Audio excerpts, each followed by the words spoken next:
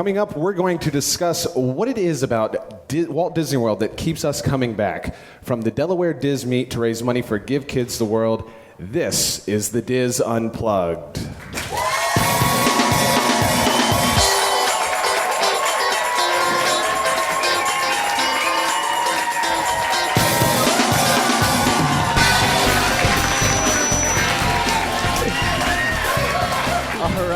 Thank you, everybody.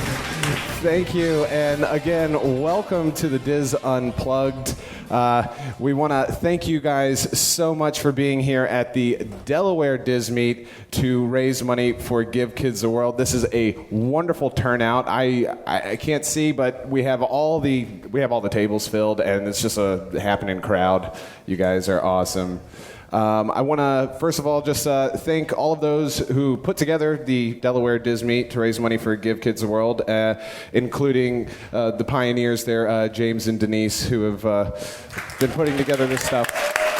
But all of you have been doing great. And it's good to be back at these. I haven't been to the last couple meets that we've done, the live shows and stuff. And this is my first time hosting one of the live shows in a while. So I'm really glad to be here, and it's been nice to meet a lot of you guys. And there's probably some people out here that I haven't met yet, and I'd love to meet you guys after the show. This is fun. That's why we're here. We want to meet you. And don't go on Facebook and don't go on the DIS and say, I saw them there, but I didn't talk to them. Please, come up and talk to us. And speaking of meeting us, I forgot to introduce everybody that's here. I am your host, Dustin West, and this is Jenny Lynn Knopp is also beside me. Hi. And we also have Kathy Whirling. And back on the controls, we have Mr. Craig Williams. So before we get started with our topic, which is what it is that keeps bringing you back to Walt Disney World all the time, we do have a total that we do want to release about the Delaware Meet. And so go ahead. This is not the grand total, because we still have a lot of auction items that need to be totaled, but this is for the live auction part. You guys did a great job to come together and raise $1,680 so far just on the live auction items. So good job.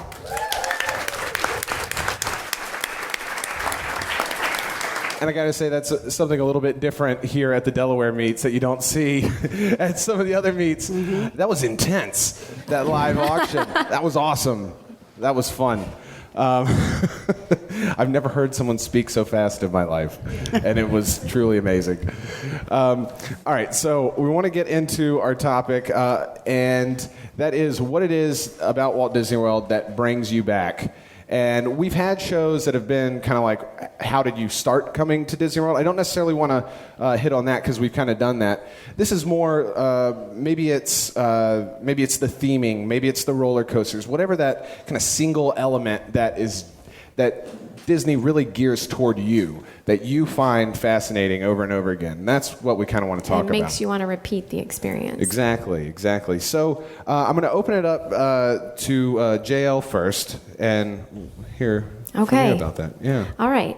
Well, I think one of the things that has always kept me going back was the nostalgia that's attached to it. In America, anyway, we kind of grow up, we're weaned on Disney. Did you just say America? America.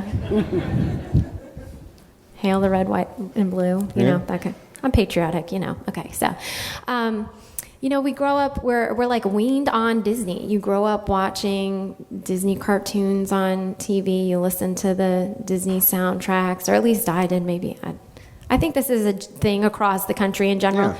Everyone knows who Mickey Mouse is. It's in your homes, and it's kind of like when you're a kid, your dream destination is Disney. So when you actually get there, it's kind of a strange experience because it kind of feels like you've always been there anyway, and it's just a part of your life. So it's another, at least for me, it's the nostalgia. It's the going. It feels like going home, even though it's kind of the opposite. You go there for vacation, but it kind of feels like a coming home.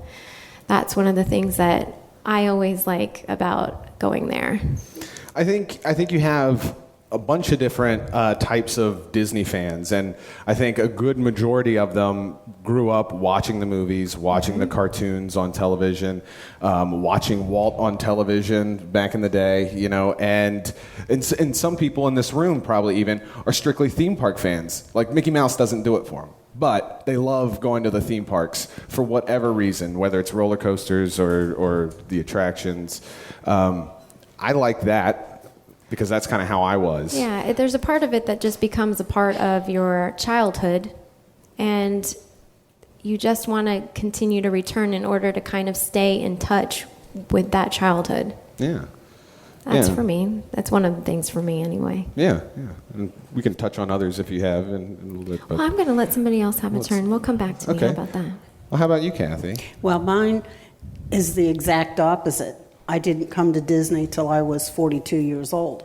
Yeah. Disney meant nothing to me. And the first time I went was because, you know, my mother died and my husband had died. And it was a place for us to go to forget about life for a while and to let my kids be kids.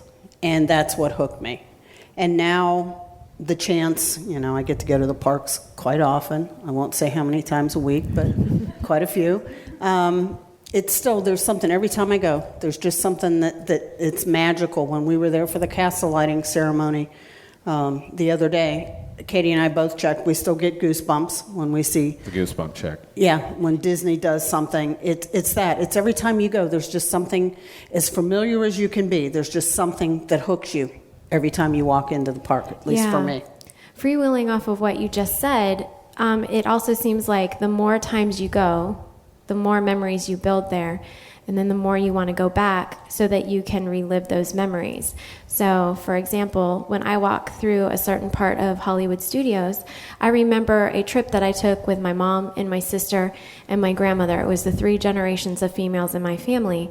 And, you know, that's very special. My grandmother's gone, and yet that's a way that I can kind of like revisit that time in my life. And you know, like I said, the more you go, the more memories you have like that, and you get to certain parts of the park and you remember certain things that happen in those particular places, and it can span a whole lifetime. And in my case, you know, since I went later and my kids were like in their teenage years or whatever, now I have grandkids who are discovering Disney, and I can think of seeing my son like walking down Main Street, and I can remember my grandson taking some of his first steps was walking down Main Street. Oh my gosh. And it's like, wow, I don't feel like I was that old to go through that all that fast, but wow, how cool is that now I get to walk down Main Street with my grandson. Exactly. Well, my brother just had a little baby, and I can't wait till she is able to go to the parks. That's what I'm so excited about.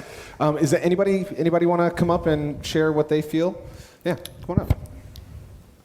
Don't be shy. Share your feelings. Michelle is not shy. We don't have to worry about that. I think, hi, I'm Michelle. Hi. One of the things that I think keeps me coming back is actually my fiance, Casey. He's all shy now.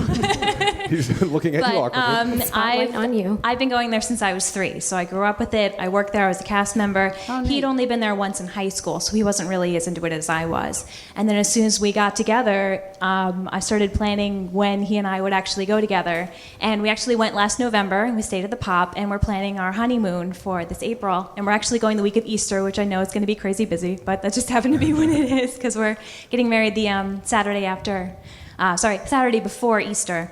But just going to be able to go with him and just show him stuff for the first time. And though we don't have kids, or I don't have a kid, he's not like my kid, but it's like showing him for the first time and being like, oh, look, here's this, here's that. And then when we do have kids, just being able to bring them and just kind of bringing it on to the next generation and just being able to share it with him for the first time. Just think when they get that look in their eye, like they get it, and you can see it on your friends and family that they go, they understand. And once you understand, you don't really even need to say anything. It's like they got it. Yeah. They understand He's Disney. crossed over. He's definitely good. He's on the dark side now.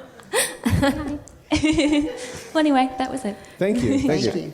It is a really special experience to be able to, when it's something that's so important to you, and then you find somebody who hasn't necessarily been exposed to it, whether it be a young child or, a boyfriend or whoever, and you go and you get to live it through their eyes, as it's happening to them for the first time. You get to live a little bit vicariously through that. My personal favorite is showing it to friends of the same age as me who think Disney is like kind of dumb and kind of childish or whatever. And so we'll go into the parks and Disney's dumb. So I take them to Epcot and I say, drink around the world. There's something for everybody. You will love Epcot. And then all of a sudden we're riding Seven Dwarfs Mine Train in Magic Kingdom. I don't know how we got there. I love doing that. Yes, please. My name is Chris. Hello. I get to Orlando and all I have to do is step off the plane and I'm like, I'm home. Yeah. And I love that. And as you can see, I enjoy the accoutrements and things like that. So, And your good taste in T-shirts. Yes. Well, Nice Figment shirt. my dog's name is Figment, so. Oh, that's cool. And I have a Tinkerbell too. So bottom line is, if it has to do with Disney, I don't care if it's the parks, it's all for me. And this is me all the time. So here I get a lot of funny looks, but when I get to Disney World, nobody bats an eye. I just walk around with my boppers and everything else, and people just go, oh my God, you look great. I have my little thing for my Fitbit, and people are like, oh my God, I need that. That's my people. She keeps going back to be with her people. This is what I'm saying. I thank you. I feel you on that, and that's why I moved down because it's weird being in whatever community you're in that's not Orlando, and you're the Disney person, and all of a sudden now you're in the land of your people, the promised land. I know for me, I was thinking about this. For me, it's one of the things, at least, is kind of this hard to explain. It fits into the area of nostalgia that you were talking about. But as I went as a child, there's almost this like foggy memory of feelings that I associate with it. What it was like to be there in the 90s and in the early 2000s, and how it's changed now, and this constant feeling of like, I want to re-feel that feeling. I want to go back in time, but I can't.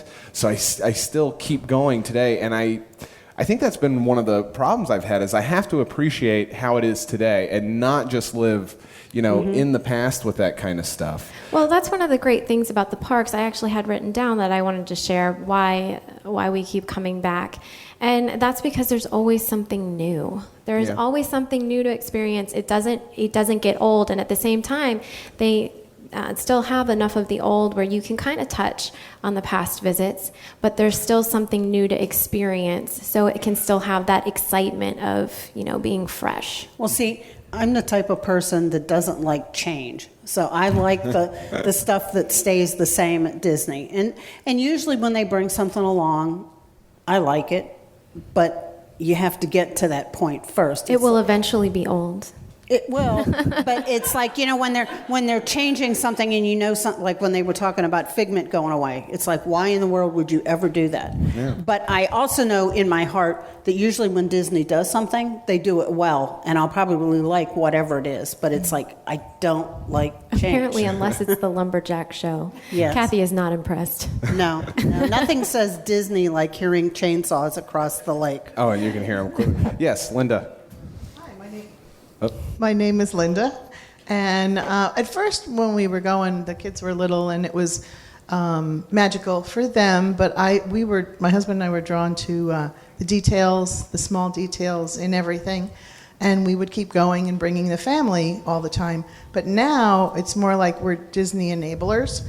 So now it's about bringing people who haven't been before, or going to meet our friends that we've made at events like this. Now it's community. Now it's friends. Now it's not about whether I'm going to go on a ride or not. It's about who am I going to see, and what friends am I going to see when I'm down there this time. And it's going on a cruise coming up in a couple of weeks, and things like that, or different kinds of events. So now it's people. Now it's friends and family, who become our family.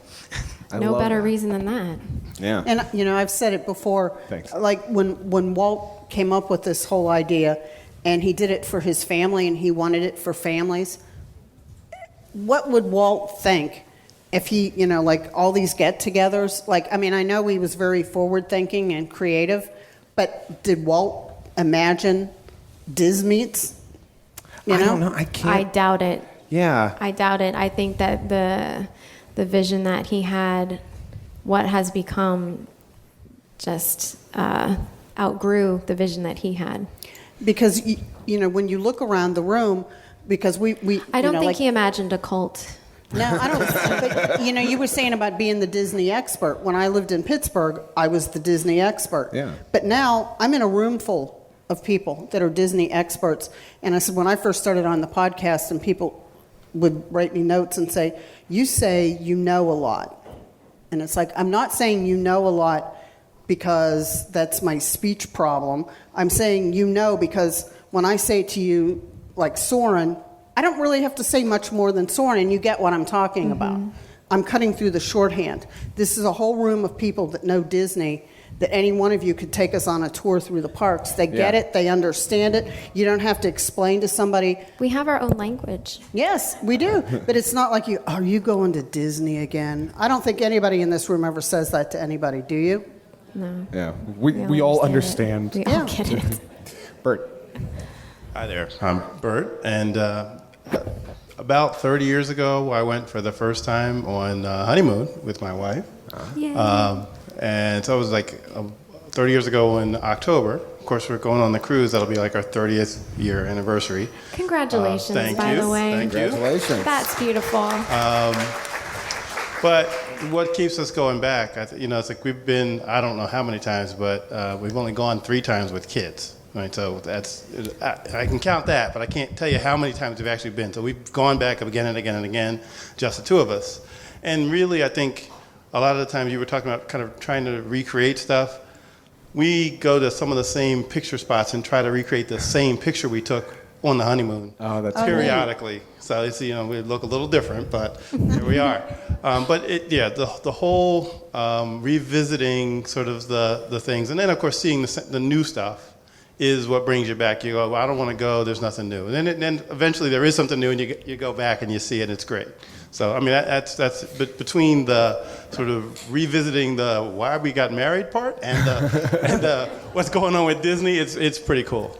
Awesome. Thank you. I actually think that's, just as a side note, that's a really good suggestion. If you feel like you're taking it way too far, trying to recreate the magic, I think that's a good way to tap into that, is to do little things like that. And that way you have this like photographic proof of how things have changed, but how things have stayed the same too. I think that's really cool. Kathy had said something earlier about... Did she? She does. Sometimes she talks. Quite a bit. But I thought maybe we could expand on that a little more. I think another reason why people keep going back is that there is something, well, you mentioned this too, there's something for everybody. Mm-hmm. And it also, probably more so than other theme parks, it's very family inclusive. And that was by design on Walt's part. He wanted to create somewhere where the parents could enjoy the same things as the kids. They could participate in stuff together. And Disney excels in that. So I think that might be another reason why families keep going back, because it's something that they can do and that they can remain together rather than splitting off and going their separate ways. And then sort of in the same vein with families, they're also very good at accommodating special needs, whether it's dietary or physical challenges, and it makes it a pleasant experience for people who struggle with certain circumstances day to day. They can go on a vacation and it's not so much of a struggle because they're experienced and they can handle the situation, and because of that, everybody can have a good time fairly easily. Well, we've had quite a few people that have listened to the show that have written in and said that, who are wheelchair bound or have mobility issues, saying that Disney is just the best place to be. Mm-hmm. That's where they feel where there's no boundaries whatsoever. And I think honestly, I would love the whole country to be like that, but that's that one special place that they can go to. And I think that's really cool. One of my, I guess it's one of my sore spots. Okay. Let's go to Epcot right. at Christmas time when they had the lights of winter and they had the Christmas ceremony. Every time I went, I ended up in tears because it was such a beautiful show that they had people from all over the world. They were singing about their customs. You got exposed to things. People were standing there. They were singing Christmas carols in foreign languages. It brought everybody together. And isn't that what we want in the world? I mean, we needed more of that. And for once, Disney copped out and said it was a safety hazard. There was too many people in one area, and of course, And there went world peace. Yeah, I mean, all in one fell swoop. But just think, if we had more of that, where you could all come together, like we're all coming together here, and we're accomplishing great things by, donating our time and money, and that's what the world needs more of. That's what but that's what hooked me, and it still bothers me that they used an excuse like it was safety and that they didn't have the technology for lights. She is bitter. Okay, I'm not going to give this up. And one of these days, Disney's going to talk to me about this. Hashtag Disney fail. Yes. But you keep coming back. Well, I do. I mean, I feel that I talk about my love of Disney all the time. I go across the country, I talk about my love of Disney, but I feel I'm entitled to say a few things about what they could have done better. So Kathy keeps coming back so she can keep them in place. Yes, right? Exactly. She's going to crack her whip. I was also thinking one of the other things that keeps me coming back, and I think is one of the reasons why I became a cast member, is the need to know everything, the need to explore, the need to experience everything. And so I had gotten to a point where, I hadn't done everything, but I had gotten to a point where as a guest coming back year after year, it's like, okay, I've seen everything I'm going to see doing it this way. Now I'm going to work there and see the other world that's there. And being a cast member, you get to see the whole other side of things. And I think that's one of the things that kept me coming back. At least helped me alter the reason why I kept coming back. If I found myself in a place where I started to slow down in my pace of wanting to go, change it up a little bit. Now, Katie, when she went down, we went down one Christmas, and she had a great character. She had a cast member interaction at Caribbean Beach, and these cast members were just awesome, and that's what inspired her to want to come work for Disney. So now she's worked for Disney for 11 years, all because of a cast member who I'm sure that day when he went to work wasn't thinking about how he was going to inspire somebody else to come work for the company. But that's what keeps her coming back and has in her head that now she needs to, when you meet people, keep them, entertained. Yeah, I can only hope that I did that for somebody. Yeah. What a feeling that you can do that for somebody. Yeah. Are we going to break out in flash dance? Oh, what a feeling. Hello. Hi. Hi. My name is Katie. Hi. Katie. Hey. So Disney was pretty much like a religion growing up in my house. We've been tons of times. I think my first time that I went was when I was 4.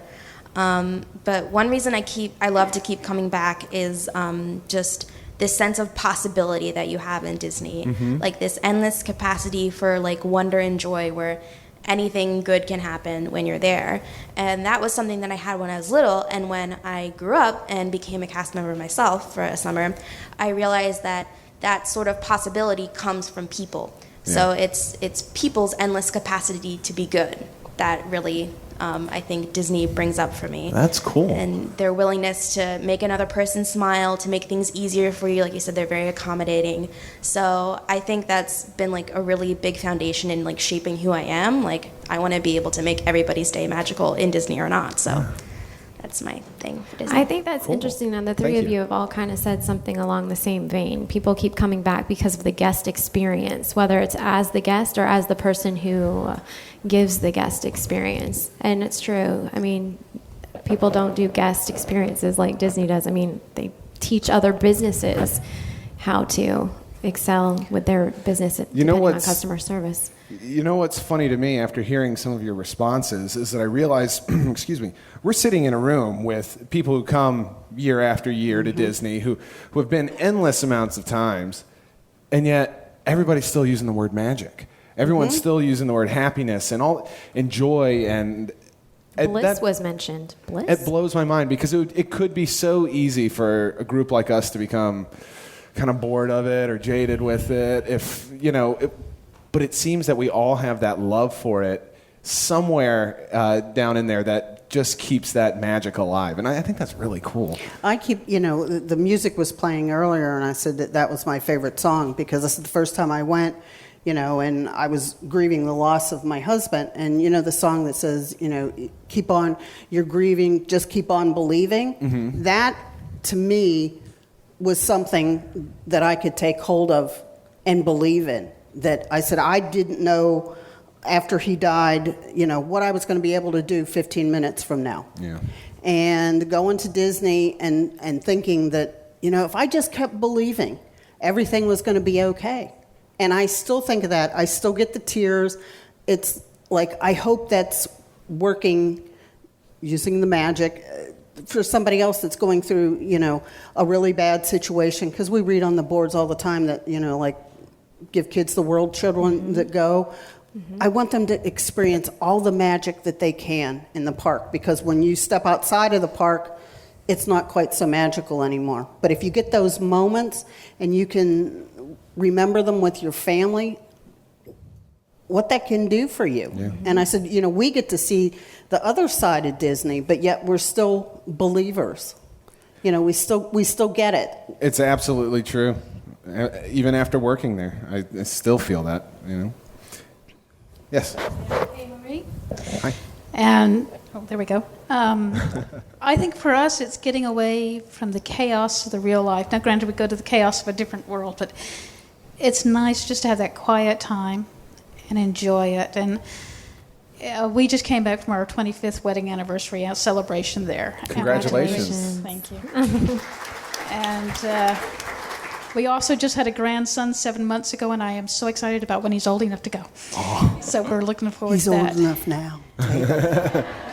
Not quite. And he'll experience the parks like this. Right. And I wanted to say it's been sort of an odd situation. The last time we went, we saw Kathy and Teresa.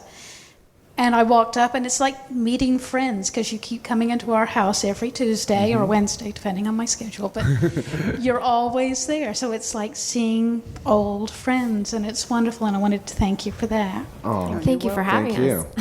I still say, who did you ever think that when you grew up that you were going to have these friends around the world, that you knew Disney, and when you read that something's happening in some country or in some state, and you go, oh, so-and-so lives there. It's made my world, at the same time it's made it bigger, it's made it smaller, because now I can care about my Disney friends. I put that up on Facebook the other day. I said somehow Facebook makes this a small world after all. Mm-hmm. I know exactly what you mean, because now I know people in the UK, in France, in Italy. It's crazy. Mm-hmm. I can't believe it. And that's all from doing this kind of stuff. Even if we weren't on the team, even if we were just on the DIS boards like everybody else, it would be the same experience. Right.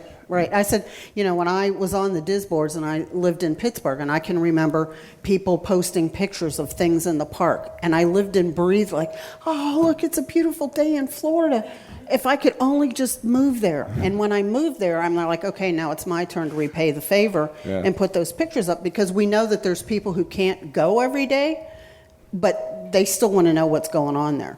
And I think that's so cool that there's this whole large community of Disney people out there that get it. Yeah. With all the stuff that goes on in the world, there's this group that gets it. There's still good in the world. Yeah. Thank you. Hi, my name is Meredith. Hi. So the reason I keep going is, I was born into a family where, like, if you didn't like Disney, you're kind of weird, and like I have, that's like, you're not going to Disney World for vacation. Like, my uncle took his kids, actually said, please, no more Disney World. So he took them to Disneyland.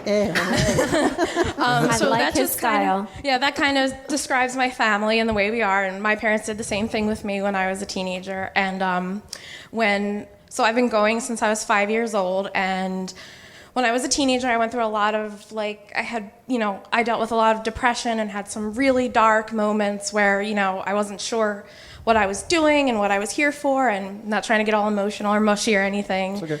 And if you look at pictures of me when I was that age, it's like at home, like I'm like all black eyeliner, like I look like I hate everything and everyone. And then there's pictures of me in Disney World, and I'm just like cheesing and like posing with characters and like having the best time. And that was like the only time that I was just totally blissed out and happy, and like my parents were happy because I was happy, and it was just like it brought us together. And of course, like I was like, I don't want anybody at school to know that I'm like a big Disney fan or anything, and then I got to a point where I was like, I don't care anymore, and like now that's what people know me as. Yeah. And it's just like, on my wedding day, I wore Mickey Mouse shoes. I went on a cruise and to Disney World for my honeymoon. And like, it's just like, it makes me remember how even in the darkest times, like I could go there and there was nothing else. Like, it was just so happy and everything was great. And if I could move down there, I would, but I'm not going to. I can't handle that much humidity, but that's why I keep going back. It's like the brightest, happiest spot in the world to me. Yeah, you're really Thank not you. alone. I think that most people feel the way that you do. The more people I meet, I see this theme kind of carry across, and I certainly fit into it. Whereas, life is not perfect, and the truth is that a lot of us have lived really kind of dysfunctional lives. I'll be the first one to admit that I did. And one of the reasons why I loved going back to Disney time and time again was because my life was really kind of messed up growing up. But when my family was at Disney, and I said this at the last DIS Meet, my family was the Disney, we were the family. When we were there as a family, we were the family that we should have been every day. And you get, emotionally attached to those memories that happen in the way that you are when you're there. And it kind of changes you when you're there. Somebody used the term Disney lobotomy at the last Disney because you just kind of, it chills you out. Even though it can be a stressful experience in one way, in another way, it just really mellows you out, and that becomes addicting. So you want to keep going back. You just kind of feel like you are the person that you are when you're there is who you should be every day. I think it's also important to note what she was saying, that like if anybody feels the pressure that like the thing that you like, which is Disney, is silly or childish or stupid, if you get that feeling from anybody, you got to get to that point where it's just like, I don't care. Because you talk about what a difference that made, in your happiness. So if it makes you happy, that's what you got to do sometimes. Yep, you got to go for it. Yeah. Hakuna Matata. Go ahead, please. I'm Lauren. My parents boycotted Disney when I was younger. So by the time I got to be an adult, got through college, went to my honeymoon, we went to Disney for our honeymoon, loved it, had kids. My oldest has autism. We can't go to Target. We can't socialize with other people, but we can go to Disney because the minute he walks through that door, he's happy. Mm-hmm. So that's what has us going back. Even with the changes they've made, it's fine. But he can have a meltdown and no one bats an eye at us. He has a meltdown in Target, we have to take him out of the store. But they are so accommodating for us that why would we go anywhere else? Exactly. Yeah, Exactly. I can relate to that. When my daughter was a year old, we discovered she had a really serious medical condition, and it required us to put her on a very restricted medical diet where everything had to be made from scratch. And it was a very difficult situation for us. We didn't travel for over 2.5 years, and the first time that we did, we traveled to Disney because they were able to accommodate that challenge that we were facing. And we had decided at that time that would be where we kept returning, because we knew that we could go there with the situation that we had and it would be okay. Just real quick, Craig, you want to chime in at all? What do you think, man? What are you doing over there? I don't know what I'm doing. For me, obviously I live there. That's why I keep going back. But who would have thunk? Proximity. So, but my parents come down multiple times a year because my sister also lives down there. And one of the things that always kind of just angers me totally is, like, I do love Disney World, but I would love to get away and see other parts of the world with my family and do that, because every other year growing up we would go back to Disney World, and my dad hated it and always like, don't you want to go somewhere else? And then, we did every now and then, but it still drives him nuts to this day that I turned down going to Europe or Hawaii or anywhere for my high school graduation, but apparently I chose Disney World. Anyways, now we go there, and we'll be there for a day and do the stuff that we want to do, and then all of a sudden we all get into the same place where we don't care what we do at that point. So we're just standing in the middle of the park kind of arguing with each other, like, oh, what do you want to do? I don't care. What do you want to do? I don't care. It's your trip down here. You guys are the ones who came down here. What do you want to do? We don't care. It's so bizarre, and I'm sure other families deal with it. They get down there and they just it doesn't matter what you do while you're down there. Just being through those gates, being in there, all of a sudden that makes it okay. And it's a really strange phenomenon that people would pay that much money to just go and stand somewhere and argue with their family. But that's what family's all about. So thank you. That's me. I did not expect that. I was wondering how you were going to bring that around, Craig. You were off to a rough start there. I'm a storyteller. Yes, you are. Please.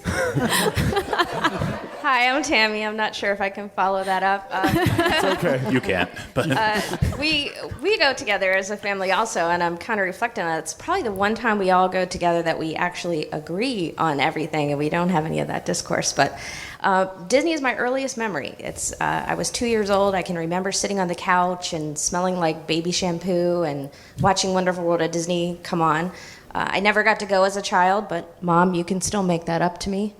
I didn't get to go until I went on my honeymoon. I was 21. It was the first time I went anywhere.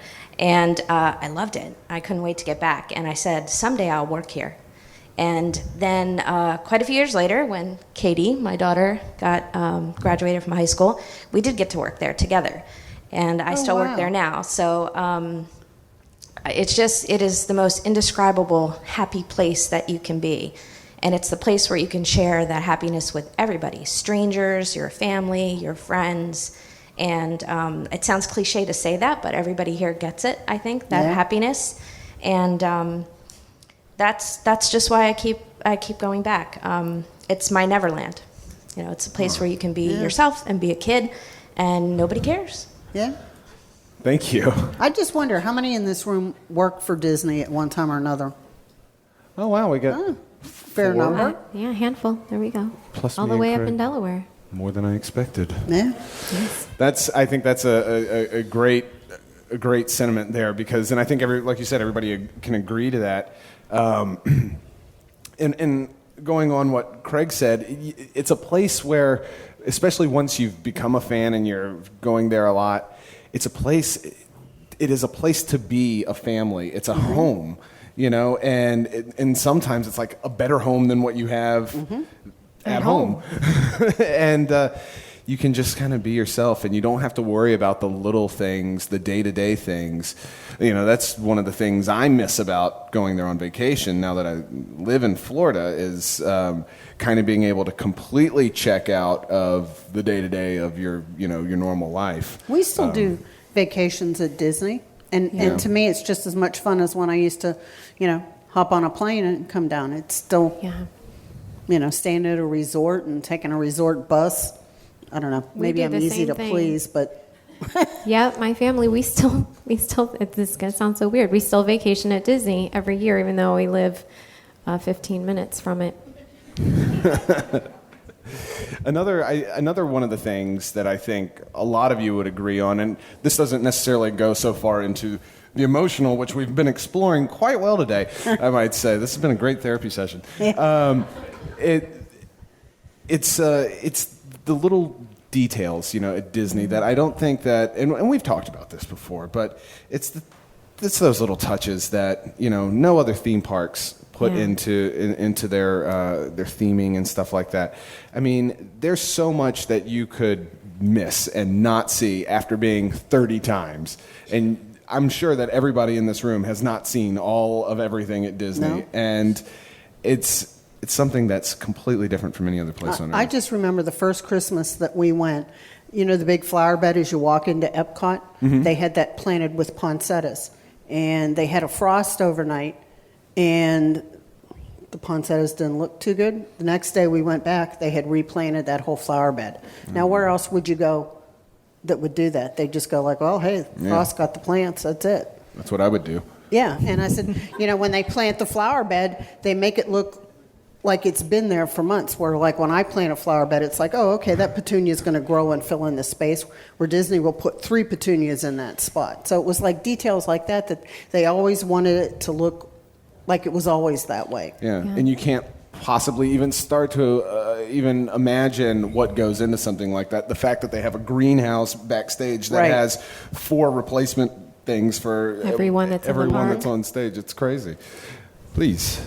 So I'm probably the exact opposite of everybody else here. I've only been to Disney twice. The first time was when I was 14, and I was jealous of just about every person that I could possibly imagine because my parents couldn't afford it. And I wanted to talk about what keeps me planning trips in the future, because I'm Michelle's not-so-better half. And your details are exactly it. I actually, not only besides our honeymoon, but we're going to plan on getting an annual pass so we can go back in October and November for Food and Wine. Taking the dive. And I'm already planning on trips in 2016, which is ridiculous to me. But it's the details. I, in my spare time, have done Google Earth and looked at some of the things I didn't even notice when we were there. Yeah. And that it blows my mind to think that I was standing on a bridge a couple times and had no idea that there was a road going underneath me. And there are many other things that I could think of that I'm almost embarrassed to admit that I didn't know, especially in here.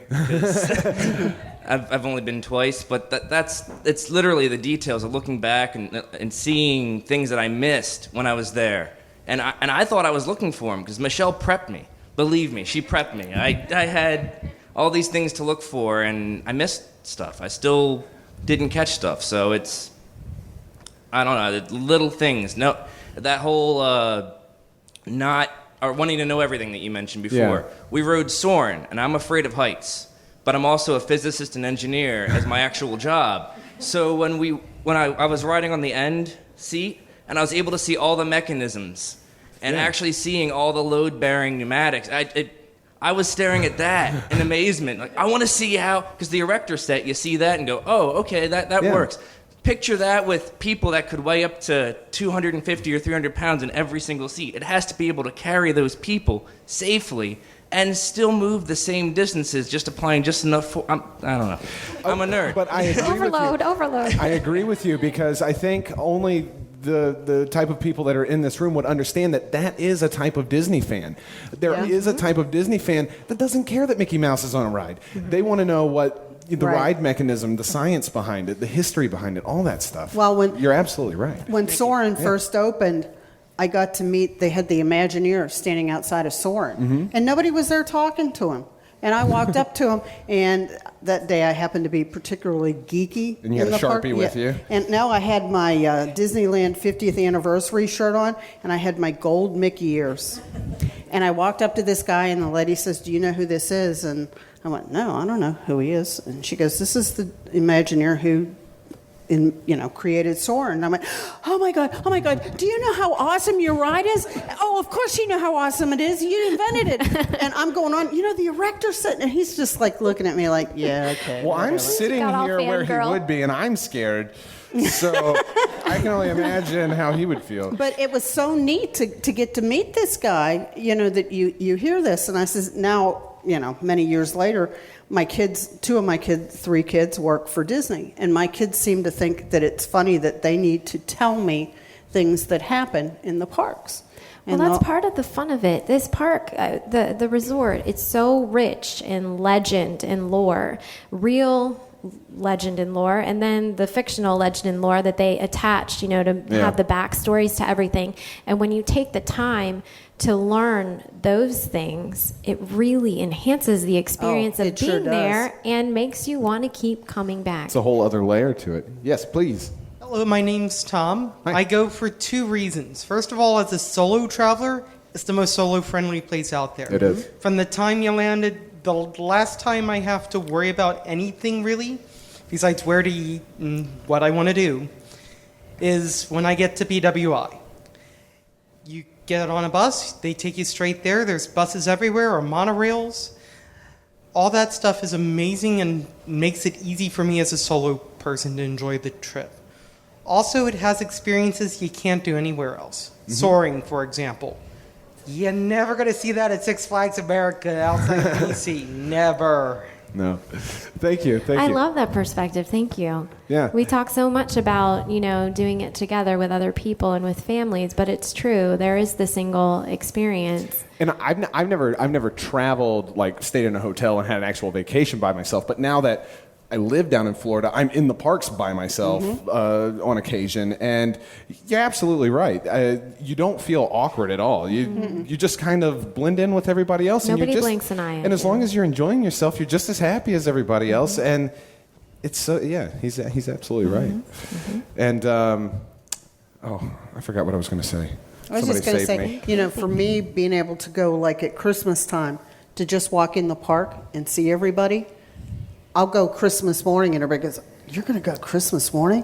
I just go up and sit at the train station and just watch the people come in and the looks on their faces. If you're having a bad day, I have the benefit, I can go to the parks, and it reminds me every time I step in the park why it is I do what I do. That you see the happy faces. You know that they've forgotten their cares and woes for however long, and I'm getting goosebumps talking about it. But how cool is that you can go to some place, like for me, it's 12 miles from my house, and just like that. I love it. Yeah. Go ahead, Kim. I see you're waiting patiently. Hello, I'm Kim, for those who don't know me. I want to talk about how awesome it is to not go on Soarin'. Okay. All right. We keep laughing because Jillian has never been on Soarin'. Really? And everybody keeps mentioning Soarin'. But that's how cool it is. You can go so many times, and obviously you haven't experienced everything. And, some people like to go for other reasons. You go, you enjoy the food, beverages, whatever, but you could still go 20 plus times and still not have experienced everything, including Soarin'. I just want to say that. Okay. Thank you. Thanks. So Kim likes to keep going back so she can not do things? But I do like Soarin'. I do like Soarin'. I just wanted to call out Jillian.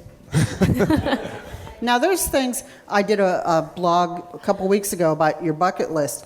There's still things at Disney I haven't done. Yeah. I did Hoop-de-Doo for the first time, and now I could kick myself for waiting so long. But, there's so many, just to sit in the park for me. But there's so much to go. I have clients that go, I want to see it all and do it all when I come down. It's like, sorry, it's not going to happen in one trip. Not in one trip. No. Does anybody else want to share? Because I'm probably going to wrap up soon. If anybody wants to. Come on, it's Disney Anonymous here. Well, it's all, I need to keep going back because I still haven't seen Nemo the musical. Oh, really? Oh my gosh, the gasps of horror that just happened. I will get to it, I promise. I promise. We'll go together, okay? I only saw it the first time a couple of years ago, so I'm with you on that. Yes, please. Hi, I'm Kathy. Hi, Kathy. I only saw it first time last December, so. Okay, I'm not too far behind. No. I grew up, we didn't go anywhere near Disney. We didn't have the money for it. You watched the show Sunday nights. It was wonderful. It was marvelous. You were never going to get there. I married a guy who doesn't like roller coasters. And he says to me, why don't we go to Disney World in August? And I looked at him and I went, you want to go to Florida in August to not ride rides? He's just like Kim. And I think I was in the Magic Kingdom about 20 minutes before I said, oh, we need to just move down here and I'll get a job, despite the heat and the humidity. And it didn't happen, but we only got back a few times until we bought into DVC in '99. But Pleasure Island saved my sanity. When we were 1993, we were down for Dave's conference. We had time to go over there. And we were going to Pleasure Island, the Adventurers Club. And I got a call I had lost a close relative. And it was sort of like, no, don't come home, this or that. But Disney kept me sane. And now, as I said, we've got DVC. We usually go down once a year, December. It's great. But there are always things to do or not do. Sitting at Big River Grill on the boardwalk, having a cold beverage, alcoholic or non. Just walking around, playing miniature golf, going to the pools, going to the parks. We could go to Epcot every day and just walk and enjoy the beauty because Disney knows what it's doing. And people tell me it's fake, and yeah, it is fake, but they do it well. And that's okay. And your experience is not fake. No. Your experience is real. And Kathy, we had lunch with an Imagineer the year the lights of winter disappeared. They didn't know about it either. Okay. I thought Now you you were know. going to say they didn't care. Now you know who to talk to first when you start your Yes. campaign to bring it back. And the Imagineer that we had lunch with was not happy about it. Oh, good, good. See, he's on I'm your not the side. only one then. Thanks, Kathy. Duke it out. Hi, my name is Ian. From a sort of a different perspective, I didn't really start going until later in life, until about 2002, but that's not what this is about. As an artist, someone who draws cartoons a lot, this is the closest you will get to living in a cartoon. Yeah. I draw a lot. I draw these environments. So going to these parks, it's inspiration for that. And I'm always taking the same stupid photographs of the same stupid things and constantly looking at them and drawing based on stuff like that. So the closest I get to be in living in a cartoon. So that's really it. I guess it was just a different perspective. Yeah, it is an interesting that's perspective. interesting. And I don't care about the Nemo thing, the show. I don't like those musicals. Danielle, I think you'll be the last one. Hi, my name is Danielle, and I can't sit still. So it's really interesting to go to Disney because it's one of the few places that I can go to where I can plan from, not necessarily plan, but there's something to do from the second I wake up until I pass out. And I'm not responsible for driving myself home. So I'm not a crazy planner, but I know I can look at a calendar and know what time this park opens, and if it closes early, I can easily get to another one and stay out till as late as I can by hiding in the one spot all the way in the back and then waiting till it closes and slowly making my way out. So I can't do that in many other places without fearing for my life. So it's pretty, I find it to be a lot of fun. So that's why I go back. I love it that she goes just so she can waste energy. I ran a half marathon before I came here, so. Oh my gosh. And I think another thing, I was just thinking of this as she was talking. One thing that keeps all of us coming back, I think, is that it's something that we're good at. It's something that we like. It's more than a hobby, but you ask other people what their hobbies are, and then they ask you what your hobby is, and this is one of them, and you're probably the best person you know at it. And I think that's kind of fun to have that in your life, So it's good, clean fun. It is. It is. So I think we're going to wrap up here in a second.